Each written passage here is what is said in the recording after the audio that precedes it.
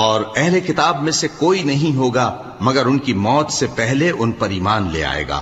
اور وہ قیامت کے دن ان پر گواہ ہوں گے۔ پس ہم نے یہودیوں کے ظلموں کے سبب بہت سی پاکیزہ چیزیں جو ان کو حلال تھیں ان پر حرام کر دیں،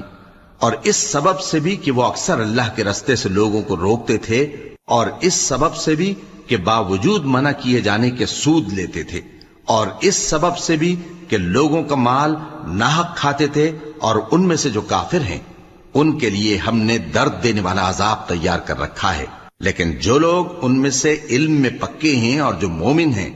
وہ اس کتاب پر جو تم پر نازل ہوئی اور جو کتابیں تم سے پہلے نازل ہوئیں سب پر ایمان رکھتے ہیں، اور نماز پڑھتے ہیں اور زکوٰۃ دیتے ہیں، اور اللہ اور روز آخر کو مانتے ہیں، تو ان کو ہم عنقریب اجر عظیم دیں گے۔ اے محمد صلی اللہ علیہ وآلہ وسلم، ہم نے تمہاری طرف اسی طرح وحی بھیجی ہے جس طرح نوح اور ان کے بعد والے پیغمبروں کی طرف بھیجی تھی، اور ابراہیم اور اسماعیل اور اسحاق اور یعقوب اور اولاد یعقوب اور عیسیٰ اور ایوب اور یونس اور ہارون اور سلیمان کی طرف بھی ہم نے وحی بھیجی تھی، اور داؤد کو ہم نے زبور بھی عنایت کی تھی، اور بہت سے پیغمبر ہیں کہ جن کے حالات ہم تم سے پیشتر بیان کر چکے ہیں،